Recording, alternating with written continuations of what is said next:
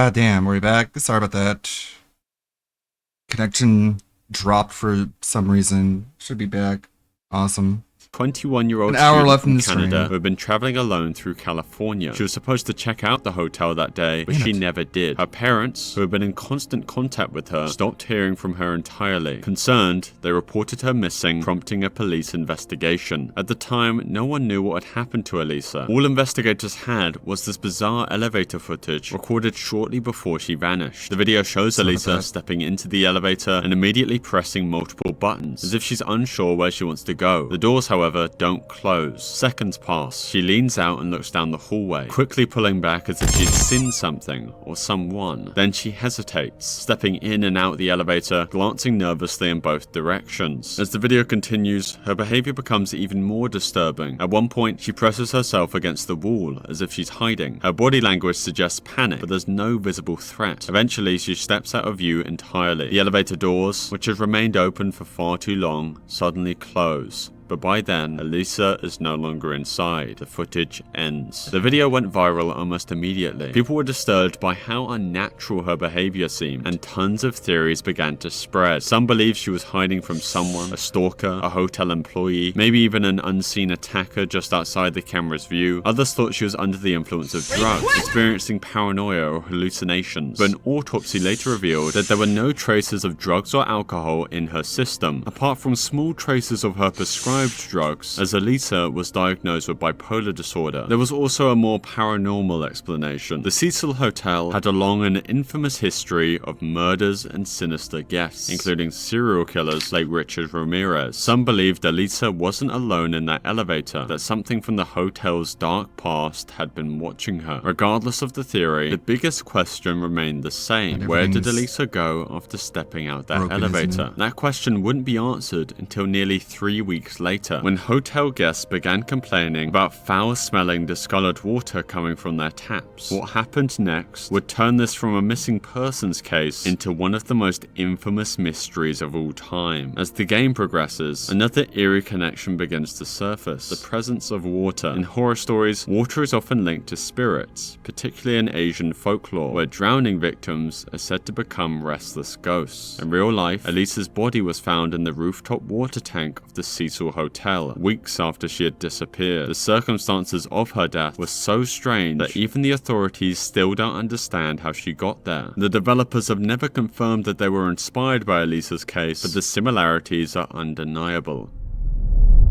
You start in the middle of nowhere, snow-covered mountains stretching as far as the eye can see. Your only guide is a flickering flashlight and the distant sound of your own footsteps. The deeper you go, the more unsettling it feels. The loneliness, the paranoia, the overwhelming sense that you're not alone. This is Colot, a horror game unlike any other. There are no monsters lurking in the dark, no jump scares every few minutes. Instead, the terror comes from the emptiness, from the feeling that something terrible happened here and that it could happen again. But this isn't just another survival horror game. It's based on a real event, one of the most disturbing and mysterious cases in modern history. A story so chilling, so unexplainable, that it has haunted investigators, scientists, and conspiracy theorists for over 60 years. It all started in 1959, when 9 hikers vanished in the Ural Mountains of Soviet Russia. Their bodies were discovered weeks later, scattered across the snow in ways that defied logic. Their tent was found ripped open. Some were found barefoot, half-dressed in the freezing cold, with some of their bodies covered in strange injuries. Broken bones without external wounds, missing eyes, and one of them had a missing tongue, and no one could explain why. The deeper we go, the stranger this mystery becomes. One of Colot's greatest strengths is how accurately it recreates the brutal conditions of the Ural Mountains. In real life, the group was trekking towards a peak called Colot Circle, which translates to Dead Mountain in the local Mansi language. The game's title is obviously a direct reference. The game's environment captures the harshness of the terrain too. The deep snowdrifts, the lack of shelter, the eerie silence of the mountains at night. In real life, the hikers had to battle temperatures dropping as low as -30 degrees Celsius, and the unpredictable weather likely made survival even more difficult. However, in the game, the landscape is even emptier than in reality. The real Dyatlov group encountered Mansi hunter trails, and there were reports of other expeditions in the area, though none close enough to intervene. The game isolates you completely, amplifying the horror. In Kholat, you don't start inside the hiker's tent. You're already out in the cold, left to piece together what happened. But in the real case, the tent itself became one of the biggest mysteries. Rescuers found it still standing, but with a crucial detail. It had been slashed open from the inside, implying that the hikers had been so desperate to escape that they couldn't even have used the tent's entrance. They cut their way out and ran half-dressed into the freezing night. The real horror of the incident lies in how the bodies were discovered. Some were found nearly a mile away from the tent, wearing little clothing, as if they had fled in pure terror. 3 had massive internal injuries, being broken ribs and crushed skulls, but 0 external wounds, leading investigators to compare it to the force of a car crash. One victim, Lyudmila Dubinina, was found without her tongue and parts of her face. A few had traces of radiation on their clothes too. In Kholat, there's a constant feeling that something is out there watching you, but in reality, no evidence of an attacker, human or otherwise, was ever found. However, the way Kholat presents its world mirrors the hiker's disorientated movements. The game forces you to navigate with only a map, compass, and coordinates, obviously similar to the real-life expedition's methods. It's easy to get lost, panic, and end up somewhere you shouldn't be, just like the real hikers. The game leans heavily into the supernatural, hinting at shadowy figures, glowing entities, and forces beyond human understanding. While the real case is surrounded in mystery, most theories focus on natural or man-made explanations. Some believe a small, delayed avalanche forced hikers to flee in panic. However, there was no evidence of an avalanche at the site, and it doesn't explain some of the severe injuries found on some of the bodies. Others suggest the hikers accidentally stumbled upon a secret weapons test. Kholat taps into this idea with references to classified Soviet documents and a cover-up. The game isn't a history lesson, it's an experience designed to make you feel the same fear and confusion the hikers might have felt. The landscape is accurate, the sense of isolation and disorientation reflects what the hikers likely went through, and the paranoia and dread capture the emotion surrounding the Dyatlov mystery, even if the game's glowing entities are fiction. Kholat doesn't try to solve the case, instead it keeps the mystery alive, leaving you wandering the frozen wasteland searching for answers, just like investigators have done for over 60 years.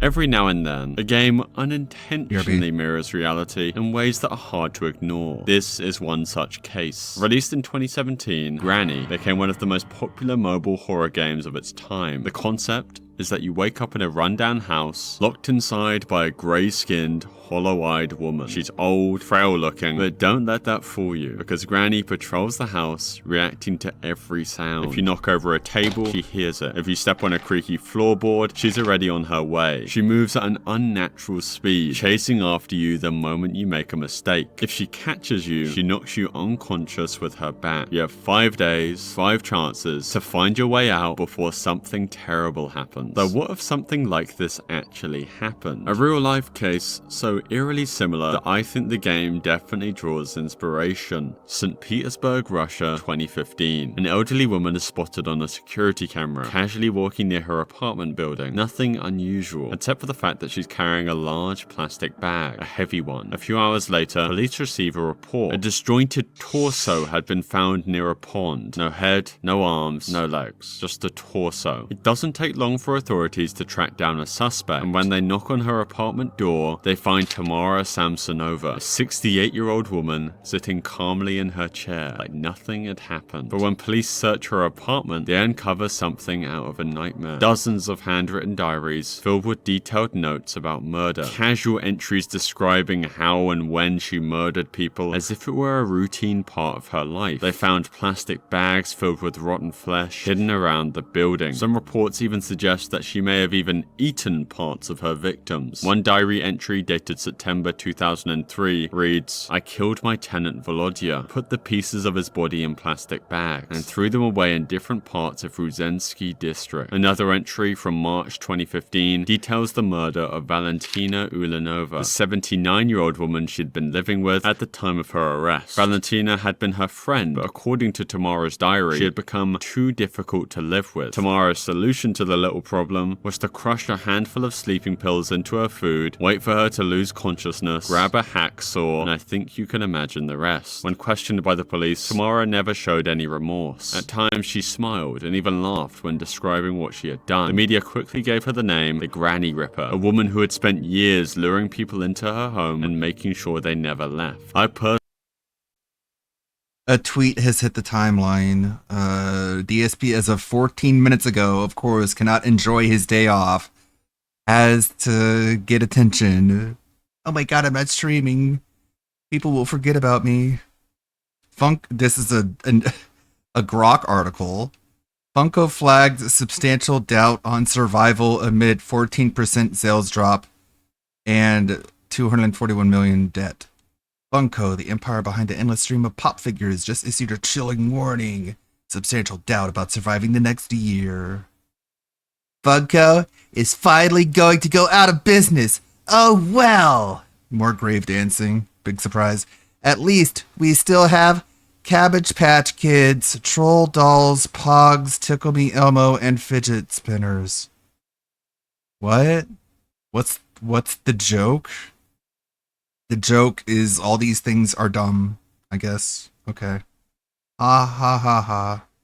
I personally think the similarities between Granny and the Granny Ripper are too bizarre to ignore. Both are old women living alone in decaying homes with something deeply wrong beneath the surface. Both trap people inside their own homes, one trapping Can't victims spend time in with the your game, wife. the other in real life. The video game Granny keeps a crossbow in her house, a small but crucial tool that players can use to fire tranquilizer darts at her. If you manage to hit her, she collapses and stays unconscious for 2 minutes, giving you a chance to escape. In real life, Tamara Samsonova didn't need a crossbow. She allegedly dosed her victims in much the same way, sedating them so they couldn't fight back. Just like the game's tranquilizer, her method didn't kill immediately. It only made her victims helpless, ensuring they had no chance to run. Then there's the most unsettling part, the unnatural quality they both share. In the game, Granny moves with disturbing speed and aggression, something that you wouldn't expect for someone so old. And yet in real life, Tamara Samsonova was much the same. Despite her age, she carried and disposed of bodies without any help. Unlike most serial killers, Samsonova was never sent to prison. After a psychiatric evaluation, she was declared legally insane and sentenced to an indefinite detention in a high-security psychiatric hospital. During her trial, she made disturbing comments, at one point begging the judge to let her go so she could continue killing. Her words in court were, "I knew you would come. It's such a disgrace for me. All this publicity. I am guilty and deserve to be punished. I've been preparing for this trial for 10 years. It is all deliberate. There is no way to live. With this last murder, I closed the chapter." She was committed to Kazanguk Psychiatric Hospital in 2015, where she remains to this day.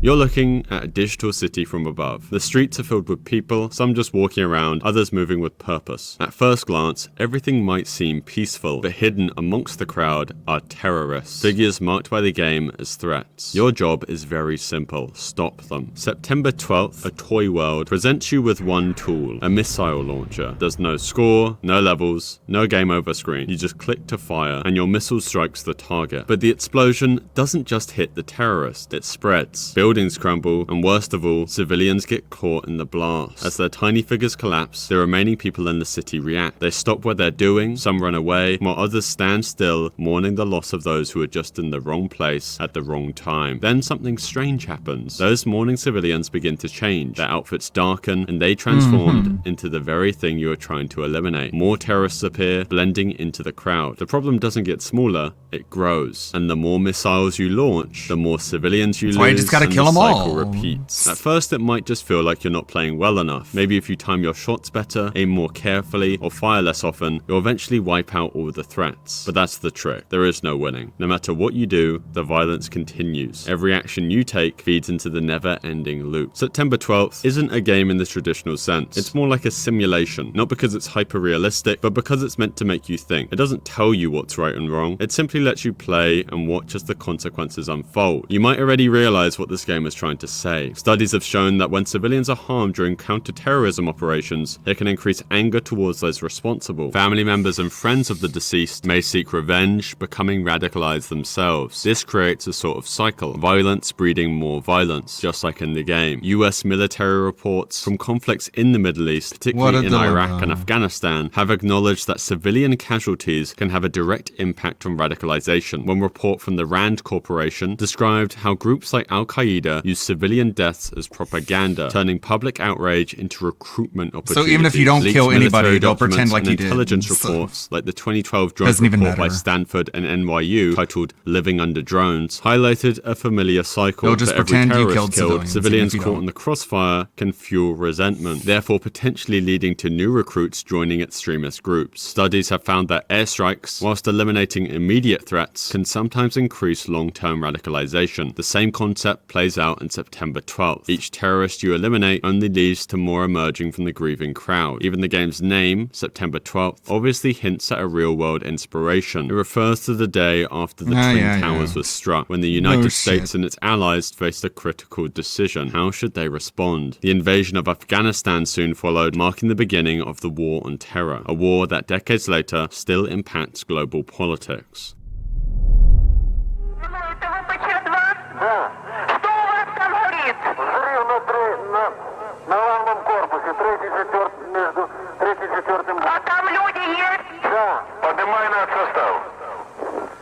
Chernobylite takes place in one of the most unusual and dangerous places on Earth, the Chernobyl Exclusion Zone. This is an 100 square mile area in northern Ukraine that was evacuated after a major nuclear accident in 1986. But to understand why this area is so significant, you first need to know what happened at Chernobyl. On April 26, 1986, a routine safety test at the Chernobyl nuclear power plant went horribly wrong. Reactor 4, one of the plant's 4 nuclear reactors, exploded due to a combination of design flaws and human error. The explosion released massive amounts of radiation into the air, contaminating large parts of Ukraine, Belarus, and even reaching other countries in Europe. I probably don't need to tell you that radiation is dangerous because it damages the human body at a microscopic level. In high doses, it can cause severe burns, organ failure, and even death. In the days following the explosion, people in the nearby town of Pripyat, where most of the plant's workers lived, were told nothing was wrong. Many went about their daily lives unaware that they were being exposed to deadly levels of radiation. It wasn't until 36 hours later that authorities finally ordered an evacuation, but by then,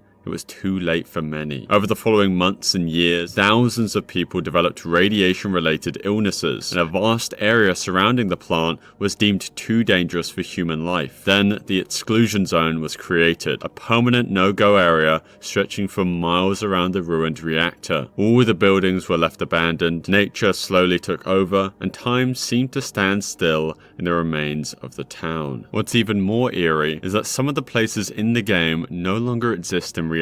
Over time, many of Chernobyl's buildings have collapsed due to weather, neglect, and radiation damage. In Chernobylite, they remain frozen in time, offering a look into the past that is slowly disappearing. The exclusion zone may seem like an abandoned wasteland, but it still has life. Over the years, nature has reclaimed much of the area, and a small number of self-settlers, people who refused to leave or later returned, continue to live there. Creating a game set in the Chernobyl exclusion zone is one thing, but actually going there is another. But for the team behind Chernobylite, accuracy was everything. They didn't just want to imagine what the zone looked like, they wanted to capture it exactly as it is. So instead of relying on old photos or satellite imagery, they went in themselves, bringing with them cutting-edge technology and a mission to recreate the real Chernobyl like never before. To achieve their goal, the developers used 3D photogrammetry, a technique that allows them to scan real-world objects and environments to create incredibly detailed digital models. They walked through the ruins of Pripyat, abandoned villages, and even the remains of the power plant itself, taking thousands of photos from every angle. These images were then processed to build one-to-one digital recreations of actual locations, making Chernobylite one of the most visually accurate portrayals of the exclusion zone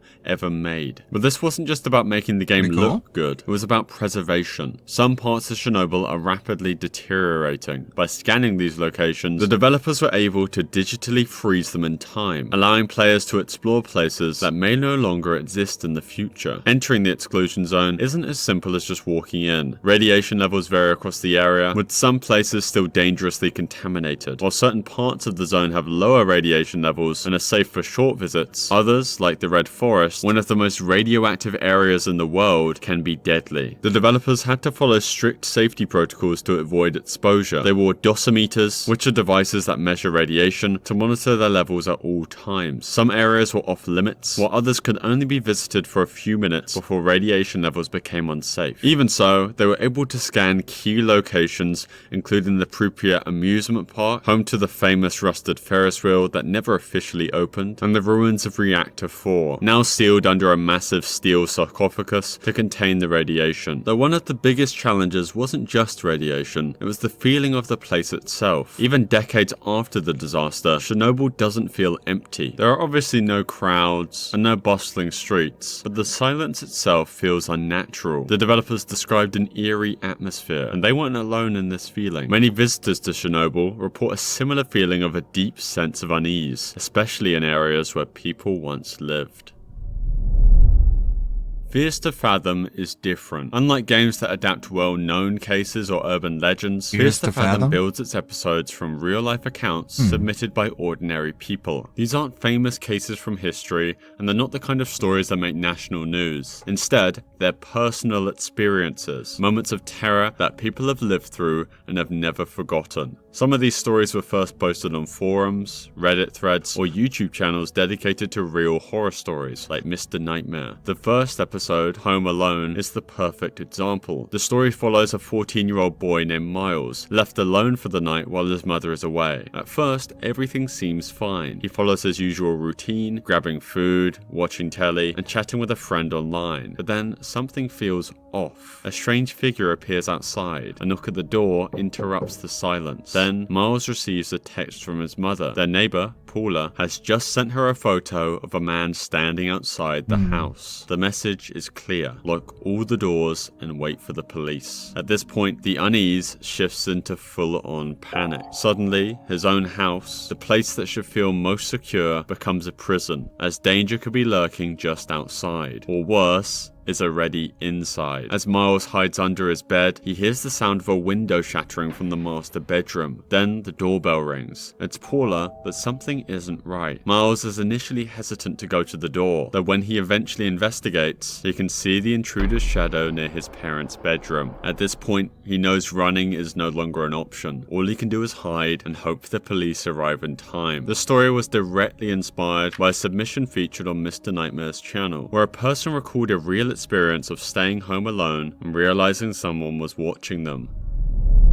1979 Revolution, Black Friday, developed by Ink Stories, isn't just about playing a character, it's about experiencing history firsthand. You step into the shoes of Reza Shirazi, a young photojournalist returning home to Iran, only to find himself caught in the middle of a revolution. Armed with just a camera, you navigate the streets of Tehran, capturing the protests, the fear, and the violence unfolding around you. But in a world where taking the wrong photo can mean imprisonment or worse, every decision you make carries real weight. The entire game is based on real events from 1978 to 79, and the people of Iran rose up against their ruler, the Shah of Iran. The game's creator, Navid Konsari, isn't just some random developer trying to tell a political story. He actually lived through the Iranian Revolution as a child. His first-hand memories, combined with interviews from over 40 real-life survivors, activists, and former prisoners, help shape the game's brutal realism. Unlike other games based on historical events, Black Friday doesn't just reference the past, it recreates it. What makes it more unique is its gameplay. Instead of combat, the game focuses on choice-based storytelling, similar to Telltale games like The Walking Dead. Dialogue trees force you to make split-second decisions, lie to a soldier and risk it in court, or tell the truth and betray your friends. Every action has consequence, and often there's no right answer. But despite its focus on personal decisions, the game never lets you forget the bigger picture. The world around you is deeply immersive, built on real historical details. Protesters chant slogans that were actually shouted in 1979. Government Government propaganda plays over radios, echoing the Shah's desperate attempts to maintain control, and the photographs you take in game are based on real images captured during the revolution, bringing history to life in a way textbooks never could. For many players, this is probably their first real introduction to what happened in Iran, and for others, especially those who lived through it, the game was almost too real. In fact, it was so powerful that the Iranian government outright banned it. But what made it so controversial, and why was this revolution so dangerous to talk about, even decades later? On September 8th, 1978, the streets of Tehran were filled with hope and fear. Thousands of Iranians had gathered in Jaleh Square to protest against the rule of Shah Mohammad Reza Pahlavi, demanding the end to his dictatorship. They were unarmed, chanting slogans, holding banners, and standing together in defiance of a government they believed was corrupt and oppressive. What they didn't know was that they were about to walk into a massacre, one that would change the course of history. The Shah had already declared martial law the night before. Public demonstrations had been outlawed, and anyone who defied the ban would be dealt with by force. But the people still came. Protesters filled the square in the early morning hours, believing they had the right to speak out. The Iranian military was already waiting for them. Soldiers blocked the exits surrounding the crowd. Then the order came. Open fire. Machine guns tore through the crowd, sending protesters screaming and running in every direction. People collapsed in the streets, bodies piling up as bullets rained down. Witnesses recalled seeing soldiers shooting indiscriminately, gunning down men, women, and even children. Some tried to flee, but the military had already sealed off escape routes, trapping them in a killing zone. Estimates vary, but historians believe between 88 and 300 people were killed that day, with hundreds more injured. The Iranian government initially tried to downplay the violence, claiming only a handful of casualties, but the truth was impossible to hide. Survivors shared their stories, and photojournalists, risking their lives, captured images of the bodies left in the street. This was the moment that changed everything. Up until this point, the revolution had been gaining momentum, but it still felt like there was a chance for reform, a way to negotiate with the government. Black Friday erased that hope. For many Iranians, it was proof that the Shah would rather kill his own people than listen to them. The massacre radicalized the revolution. Protests became larger, angrier, and even more restless. People who had once supported the Shah turned against him overnight. Even members of the military, shaken by what they had been ordered to do, began to defect. In just a few months, the Iranian government would be on the verge of collapse. In 1979 revolution, Black Friday, the horrific event plays out in chilling detail. As Reza Shirazi, the player, is thrown into the middle of the massacre, forced to dodge bullets, capture the chaos with their camera, and witness the horror firsthand. The game doesn't exaggerate what happened. If anything, it tones it down compared to the real thing. But one thing is certain, Black Friday was no accident. The Iranian government saw the protest as a direct threat, and they responded with brute force. Whether it was an international massacre or a desperate act to maintain control,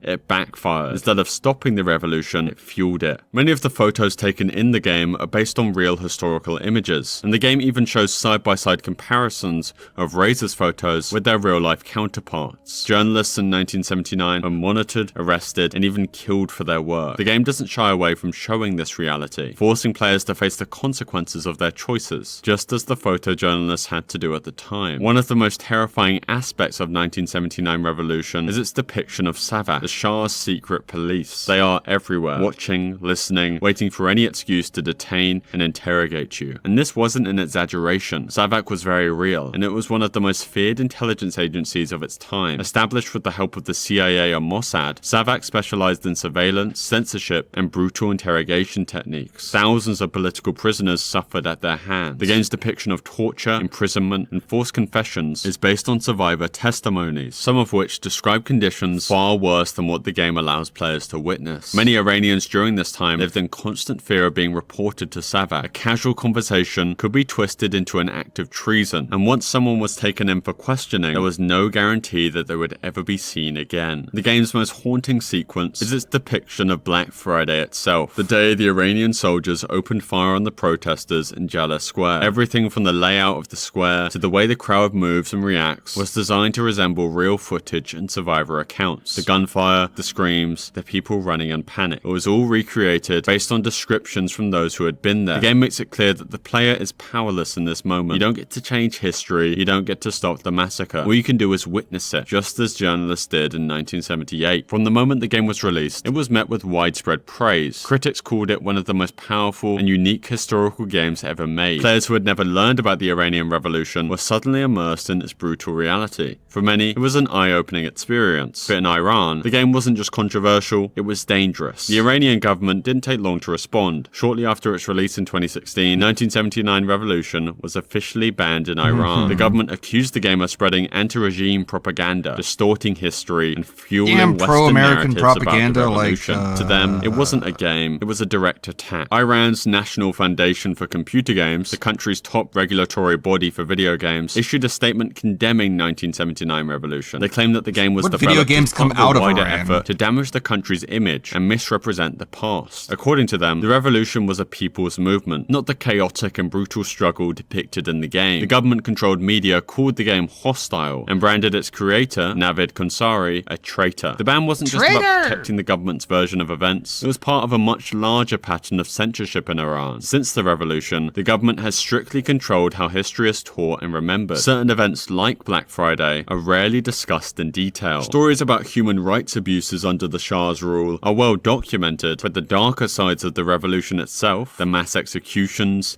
the political purges, are often left out of state-approved history. Konsari, the creator of the game, who had worked on massive franchises like GTA and Max Payne, suddenly found himself on the Iranian government's blacklist, and as a result, he has been unable to return to Iran. He expressed concerns about the potential dangers he might face if he were to go back, citing Iran's record of arresting individuals without clear cause, particularly journalists. Konsari has been advised against traveling to Iran due to these risks. It didn't happen. And that concludes today's video. Just trust if you want us on something this, else bro. to watch or listen to, there's a video on screen that YouTube thinks you'll enjoy.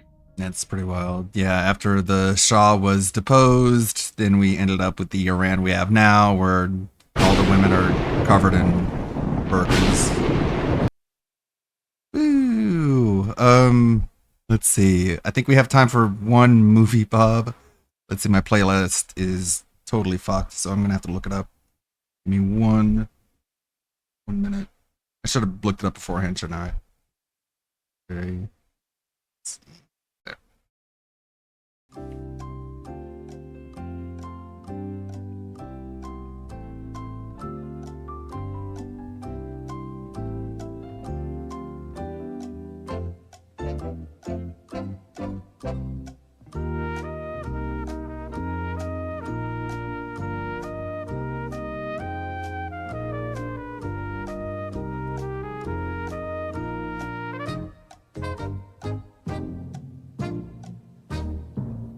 Okay.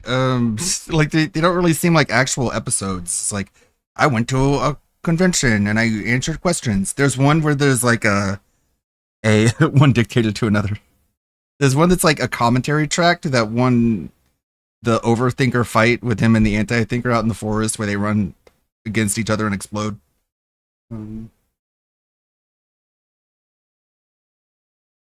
Okay, I guess this might be the big one here. The Gamer's Gate, episode 96, right before he hung up the Mario hat. The Gamer's Gate. Oh no, we're at Gamergate.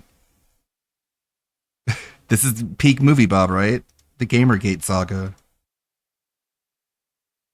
In order to avoid further production delays, this episode of Adventures of the Game Overthinker is presented in Sorry Vision. Whenever an error, what? Okay, this is going to be so pretentious. It's going to be even more pretentious than it's ever been. Whenever an error, the filmmakers, give me a break, feel particularly guilty about not fixing occurs, the message of sorry will be inserted both to offer sincere apology and to assure you that yes, we did in fact notice that. Okay. That's weird. Sure, just be even more pretentious. Here is a demonstration. Sorry, this episode took way too long to come out. No one cares. Should have taken longer. So, if you guys are watching this, it means I'm either dead or I've been abducted by the Ultra Thinker. Either way, I'm sorry. Sorry. But I planned Sorry this for dying. contingency, and now it's up to you to see it through. Good thing as far as we know it's the second one, huh? Retro Thinker, I know you're not sure of yourself. I know that you live in constant If only there fear was a of the technique in Necro Thinker filmmaking that taking allowed you hold to once correct again. mistakes in But I post-production. believe in Right? you. I believe that the Ultra Thinker came for you not because he saw your weakness, but because he feared your strength. For a long time now, I've Your believed strength that your of liking connection to the old Golden video Age, games. untainted by the myriad failings of our modern gaming, could make you Our the most failings. powerful thinker of all. I'll do my best, Overthinker. You're the Make you best. your- Losers always whine about that. Ugh, gross. Your love of old games may bring hope. Your pretentious douchebagness will make you a fine thinker. And then we get Also, Bob, you're about 96 episodes too late to apologize for anything. right. Best. Winners go home and fuck the... Mom, now. shut up. That's why you, Retro Thinker, References must aren't be jokes. the one to take the Overstones and the Lost Cross to Wario's Woods, enter the Tower of Mystery, and claim the ultimate weapon, and bring this war to a close. Wait, I what? know you can do this. So when did you record this? How did you know? Now, to Ivan. Aw man, I'm gonna get all choked up here. You've been a loyal friend to me, Ivan. Now, I'll need you to do it for the others. They will need you more than ever. Finally, Anti-Thinker. Why was Bob even Can you captured? please turn your hat around the right way for fuck's sake? You're in your mid-30s and you're white. Enough is enough. You're white! That's fair. Don't wear a Your hat head will be backwards. hard, That's for but black I know people. you can face it. I know you can win. And one way or another, I will be with you. Always. Looking a bit outmatched oh to God. me, boys. Maybe... Oh great, finally, Satan Bob is here. Satan Bob with his polo shirt underneath a dress suit. if you had some supernatural Like a smoking jacket over a fucking polo shirt. Cool, great look, Bob.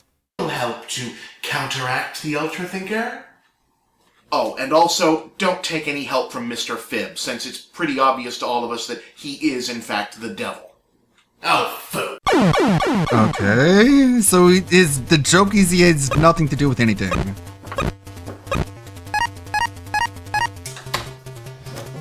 Ew, that was gross.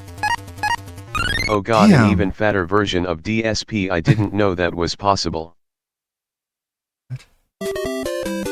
All in the He is I'll ever be. On your signal. Oh yeah, I'm skipping ahead. He is, in fact, the devil. Oh, food. Okay. Whatever. His whole gimmick is that he's meaningless. That's his whole thing. Grab the costume gems. That is fucking filthy, dude. Like, why would you film this? Why would you immortalize your filthy fucking air fryer? It'll take you 5 minutes to clean that shit. Ew. Nasty. Nasty.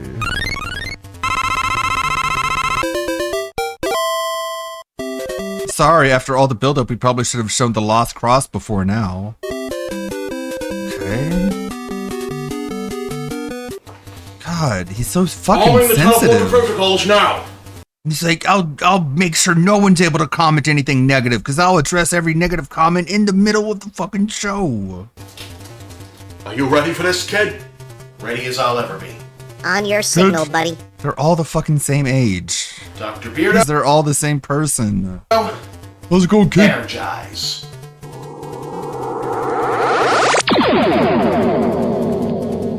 Okay, we can There he teleport goes. now? The boy carries the hope of us all.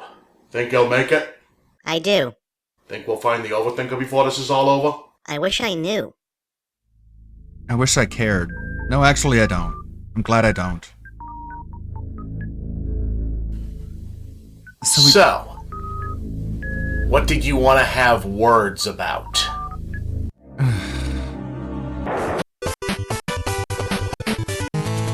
So it's like the atheist fantasy of just like confronting God.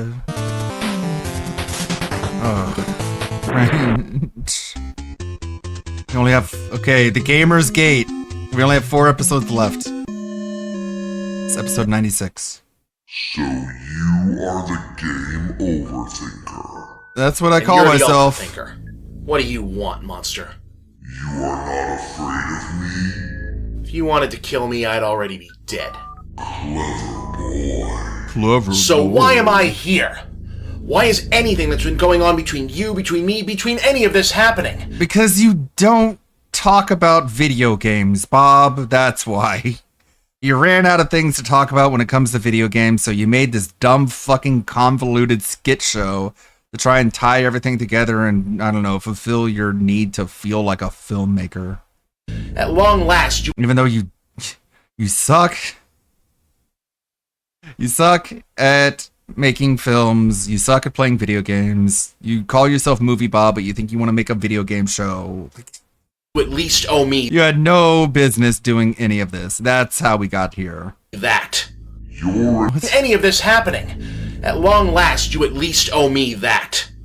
And he thinks he's an actor, too. You're in a hurry. Yeah, oh, Bob, you're so smart. It's just like patting himself on the back, using this boss character to be like, yes, Bob, you are quite formidable. And you're very smart and knowledgeable about video games. This isn't a game, it's life. No, it isn't. Game over, Thinker. You are the man who claims to fight for the gamers, yes?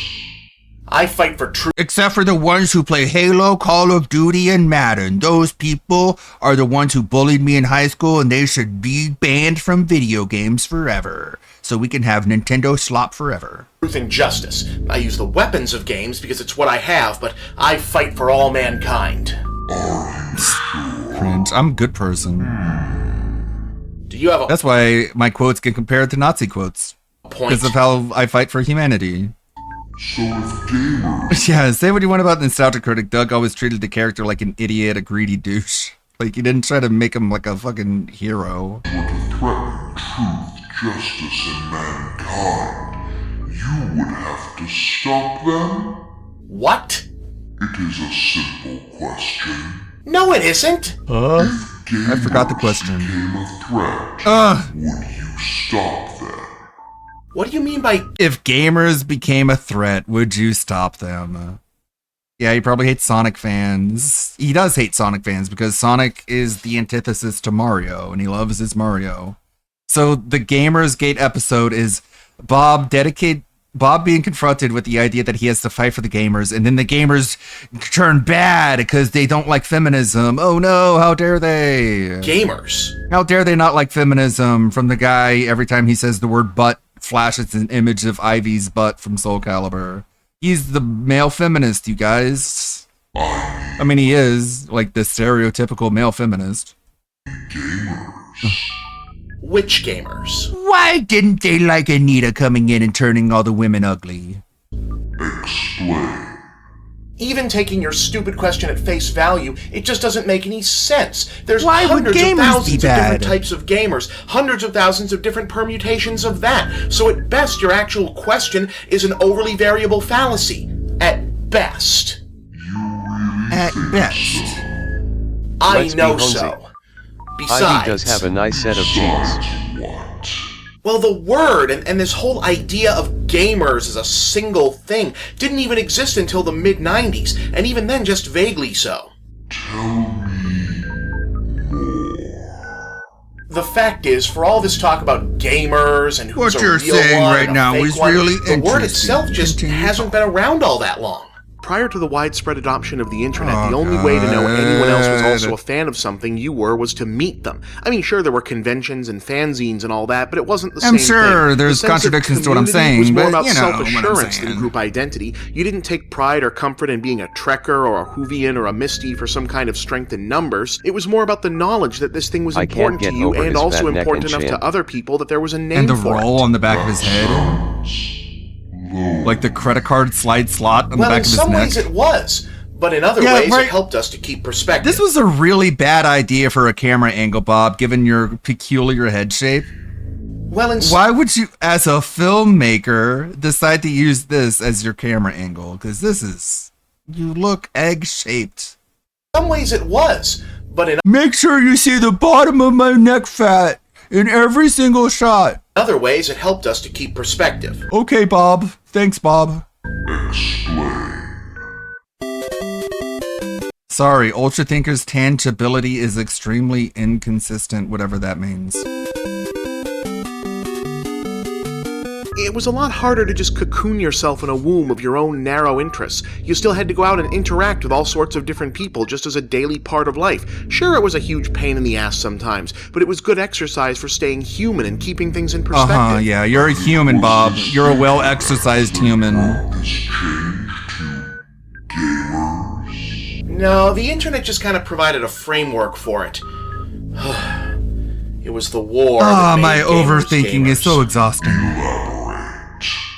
Even when the web first became part of the equation, video games were hugely stratified into a variety of fandoms and subsets. You had your arcade fans, console fans, PC fans. You had Nintendo guys fighting Sega guys and then fighting PlayStation guys. You had RPG fans and Mario fans and sports fans, people who only played Street Fighter, strategy games. Hell, you could even just have guys who were big into Ninja Turtles who had a console just to play the Ninja Turtle games. And even those of us who were really into video games as a whole, you wouldn't really hear us say gamers all that much. You might hear us say video game fan or player or something more like he's that. He's so fucking hung up on this semantic term of gamer. Like, Jesus Christ. It's not that complex, Bob. You don't need to overthink it that much. Well, you know how in the 80s we were convinced the Soviets were gonna nuke us into oblivion, and then in the 2000s we thought it was the terrorists that were gonna get us? And then they eventually did. The fucking irrational Islamophobia. Why would anyone hate religions that want to kill you? Fucking slaughter dogs, not let you have fucking women driving. Well, it's just fucking, it's over there. It's not gonna come here. in the 90s, we were naive enough to think we'd hit some kind of historical tipping point where the world was just never going to be as scary as World War II or the Cold War again, so we found all kinds of other stupid shit to be worried about instead. What? I see. Politicians If there are no gamers, Gamergate can't exist, so Anita can come and suck my dick. Reach like about Joe feminism. Lieberman and Tipper Gore made violent video games into a policy issue. Yeah, Tipper Gore, the Democrat, Bob. I thought it was all the Republicans who were against your beloved video games. There was talk of bans and government regulations. Then this nutcase Florida lawyer named Jack Thompson jumped into it and started Bob, you are literally worse than Jack Thompson. bringing lawsuits and getting all kind of press attention. For a minute there, it looked like actual censorship of games was something that could really happen. Suddenly, just about everyone who was onto any kind of video game found themselves on the same side of this huge cultural conflagration. And since any side needs a name, gamer fit the bill. Setting aside differences to unite in common cause, there is nobility in this. Well, it was also great for business. Why does the omniscient entity need to ask Bob questions? And also, oh my god, it cannot be overstated just how terrible it is to film this part of your body this way. Explain. Look, mainly by coincidence, this was all coming about in the same moment that nature and needs of the games industry was changing. Third parties were gaining power over in-house developers because of standardized specifications, making it easier for near-identical versions of a game to appear on multiple platforms. The median age and Censorship income in of gaming, game what a consumers was crazy also idea, no rising, way that meaning could ownership happen of now all in Yeah. mobile modern day. platforms was Yeah, Bob supports censorship in gaming. Give me a break. more common. Fucking asshole. In that kind of marketplace, the industry stands to make more money off a consumer base that thinks of itself as a unified culture rather than a set of individual niches. And it was even better news for the Niches. still maturing video game press, since Niches. one-stop shopping information hubs could coalesce more traffic than individual fan sites. So a conspiracy. So you're right, Bob. What? No, that's not what that means. So you're super insightful, I see. Perhaps. You have really you don't know good what words opinions. mean, do you? Watch your tongue, mortal. Look, in response to the threat of censorship, video game fandom solidified into a singular gamer identity for strength in numbers, and since maintaining that identity was projected to work out well for the industry, that industry enthusiastically encouraged it, just like they encouraged rivalry and separation in the SNES versus Genesis days because it was more profitable then. That's all. Nonetheless, I detect pride in your telling of this tale. Of course I'm proud! A whole bunch of people made a decision to stand Gamer up for what they thought was pride. right and made a real difference. Why wouldn't I be proud of that? Interesting. What's so interesting about it? You speak of war and unity. You tell tales of heroes and villains, of a clash between freedom and tyranny.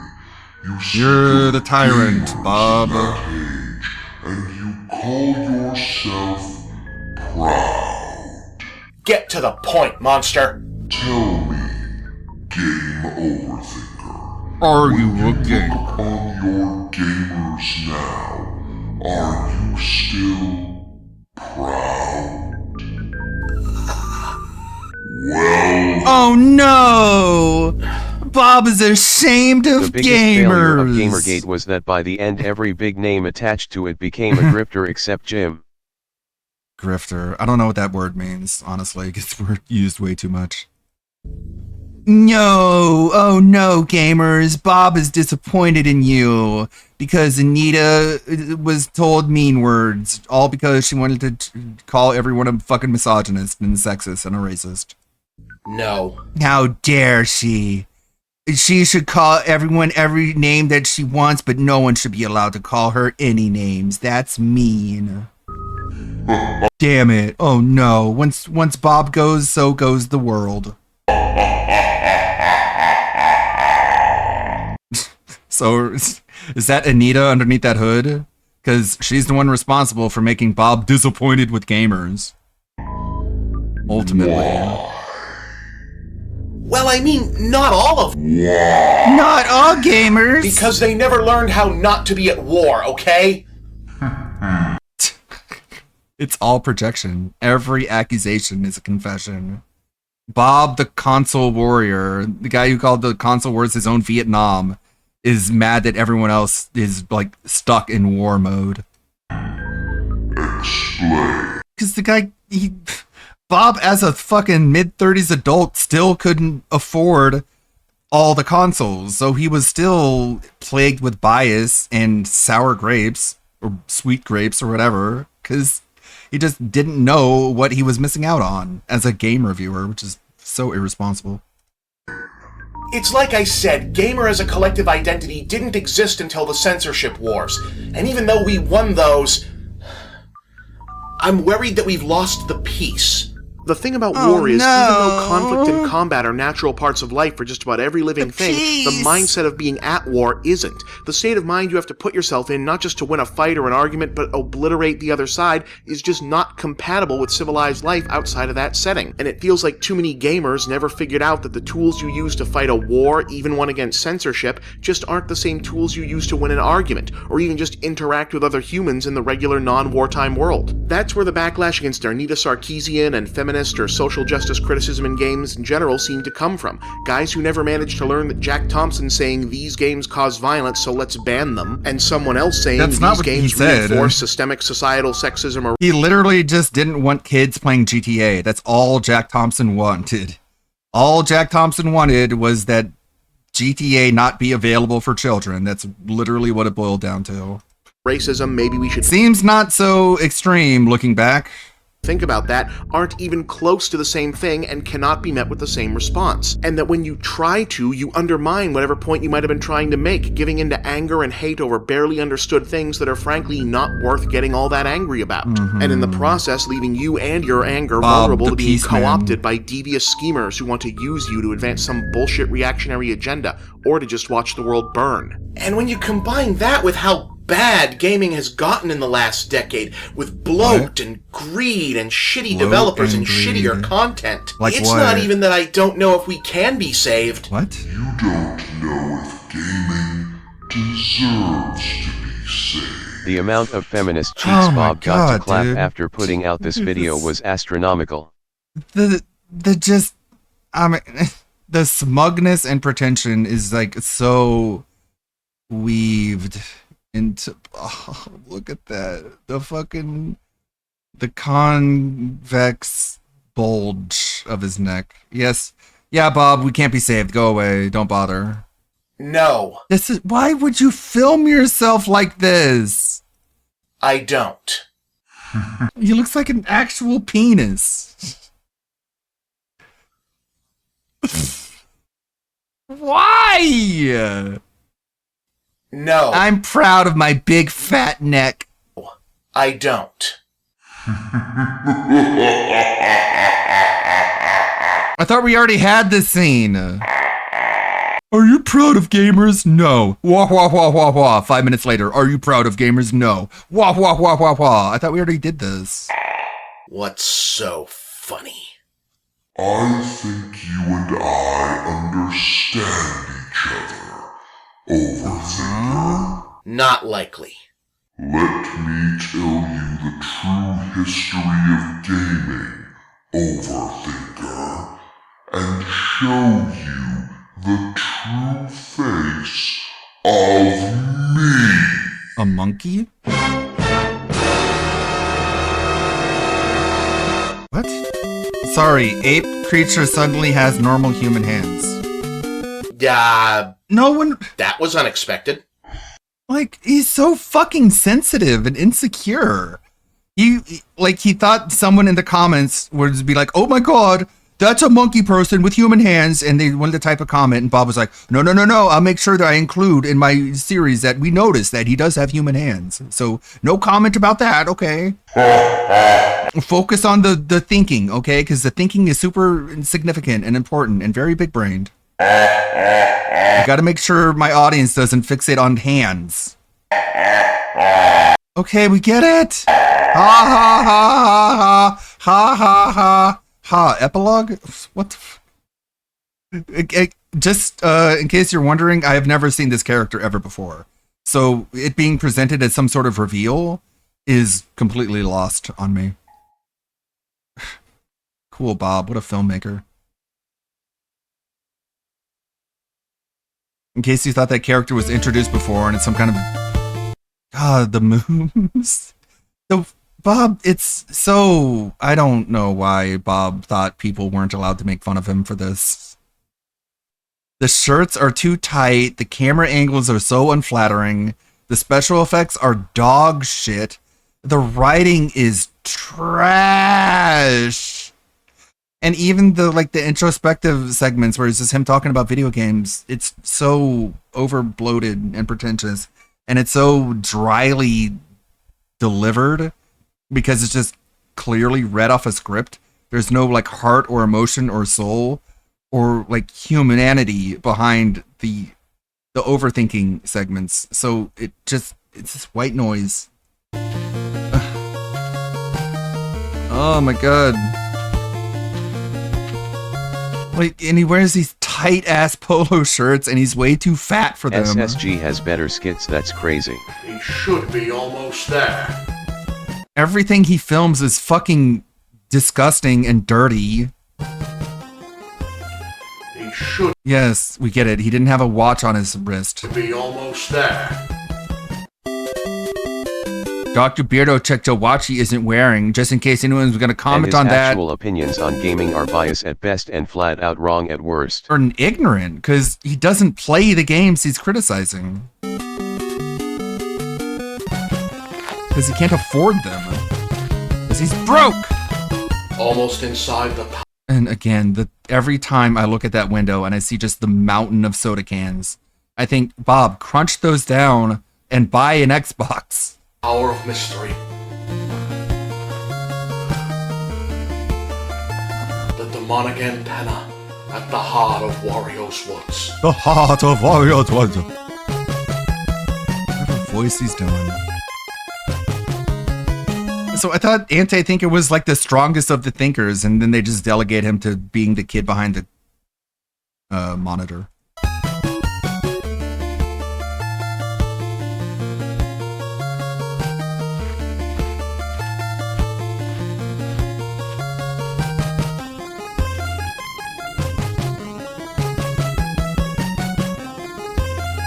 He sure did love this tower, man.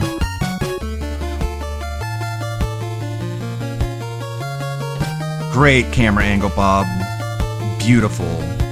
Nice tits.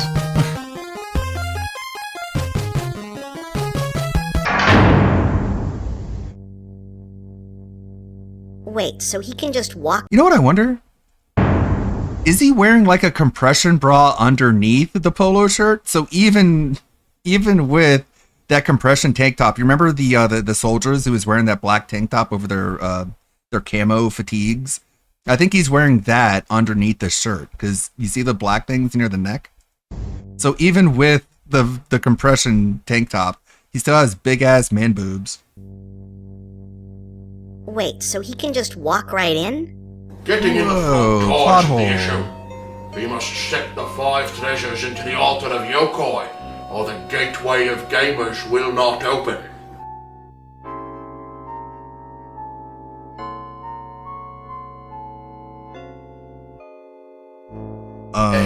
Up, down, down. Gamer's Gate, do you say? A gateway. All right. Yes. Huh. That sounds strangely topical. Like, I bet if you used that as the title of, like, a web series or something, people would cause a big ruckus, even though you didn't say nothing. What do you mean you didn't say nothing? I don't know, guys. I think you piss a lot of people off doing that.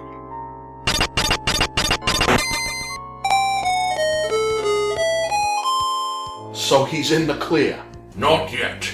The legend says the seeker will have to pass 3 challenges.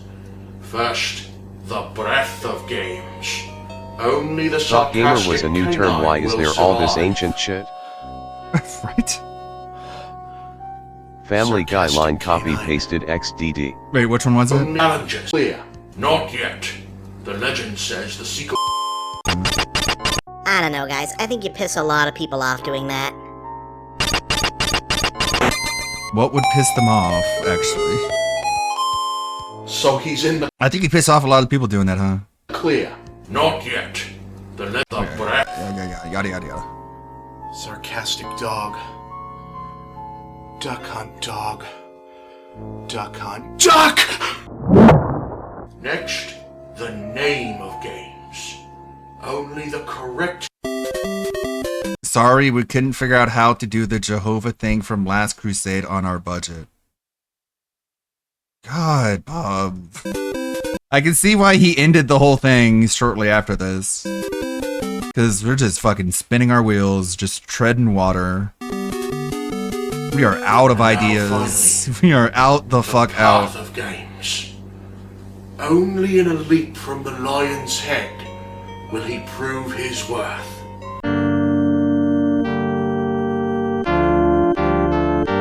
You can make it, Bob. Jump. Only in a leap from the lion's head. May he prove his worth. Oh, I mean, we can read the comments. There are positive people somehow for some reason. come on! Oh, I see. Now the black thing is part of the shirt. Nobody can jump this!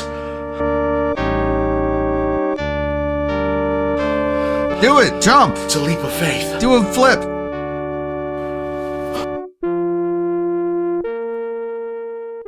Uh-huh. Hold up a sign that says, yikes!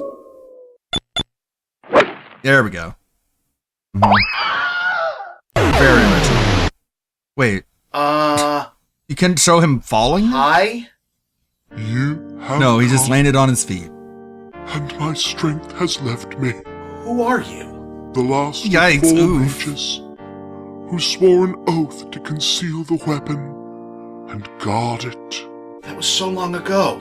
Long time to wait. You're strangely dressed. For a knight, Not exactly. I was chosen because I was the bravest and the wisest and I'm sorry, I don't have time. Where is the Master Sword? Can we get to a point? One final test remains to complete this weirdly extended Indiana Jones reference. Yeah, it's not funny though. That's the problem. You must choose. So the plot is Choose save gaming wisely. so we can help feminists For destroy the it. correct cup will. This one. This is the cup of a plumber.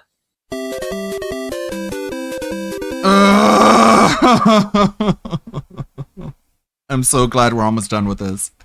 Probably should have used a cup the same color as the green screen here. Ha ha ha ha ha. And also, you shouldn't have used the cup that you've already shown earlier in the series because you're trying to make it like the Holy Grail now. So you're saying like they had the Holy Grail the entire time? wisely. Where'd it go? Why did it only show up now here? It's okay, we couldn't buy another cup. We only could afford the one cup that we already Hey used. guys. Retro Thinker, did you make it? Yeah, I made it. You guys want to hear something funny? Sure? You know, all he had to do was hold the cup to his shirt. Okay. We were wrong. Never mind, that's stupid. It's not the Master Sword. It's the Master Axe. It's the Axe. The Axe. Come on. It's so shit. Bob, you're trash. I hate you. We can see the end here. The end is in sight. Let's see here. I uploaded a preview to the short that's Bob, gonna we get drop it. You're on trying Wednesday. to be meta. You're not funny. End the series. Yeah, just end. And thank God he did. I mean, he didn't end all the things. He just ended that one particular series. And he made like a Game Over Thinker 2, which I have no interest Can we in talk watching. about tips for a second here? Support's been slow tonight. All right, I really could use some help. Hello, are you even listening? I did nothing wrong here, okay? I'm playing it right. Hey, can you talk to me? Come on, talk to me. Talk to me! Talk to me! No, we're not going that far. Talk to me? Hello? Want to show you Talk some to stuff me. though. I'm serious. Talk to me. Hey, talk to me. I said talk to me. Talk to me. I'm not kidding. Talk to me. Oh my God. Talk to me. Talk to me. Talk to me. Talk to me. Hey, talk to me. Come on, talk to me. I'm happy. Talk to me. I'm happy. Talk to me. I'm happy. Can we talk about tips for a second here? I'd love to talk to me. I'm happy. Are people mad that I'm using AI? Nah. What about Yandere Phil? Stealth mode, Phil Chan. They think I'm just another transfer student. There they are. Wheels of destiny. You ready for math? Yeah, and I got the last peach soda. Oh, look at those smiles. No one else appreciates them like I do. Don't mind. Yandere Phil. Oh my God, this is a great idea. I had to stop saying Yandere Simulator because it was like, oh, that's too similar. So I just like, he's a Yandere. He's a Japanese Yandere. Stealth mode, Phil Chan. They think I'm just another transfer student. There they are. Wheels of destiny. You ready for math? Yeah, and I got the last peach soda. Oh, look at those smiles. No one else appreciates them like I do. Don't mind It almost looks like Angry Joe, doesn't it? my flawless senpai on wheels. Nobody appreciates him like I do. I just need the perfect angle and a little note. Smile for me, King Snake Kino Casino. Soon everyone will know he's mine. King Snake Kino Casino. Oh, it's too perfect. I need more of those. I need to make more. The red eyes. It's so sinister. Kershey is celebrating her 7th, or I guess she's on her 8th year now, 7th year anniversary. However you say it. So let's wish Kershey a happy anniversary and go and rate her. I'll see y'all tomorrow for a Lazy Sunday. And we'll have our that being said finally. The quag Corsia. May the good luck guide your way, everybody. Snuff film. Thanks, Anthony, Coronox, everybody who stopped by and hung out. Delorio, Suburban High, Anthony, J Frost Beats, Buster. Let's go raid. Sometimes reasonable men must do unreasonable things, like crush pumpkins.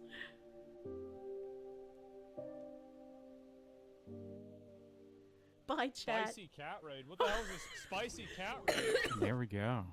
He did not crush the pumpkaboo. Unlucky. We'll get him next time, boys.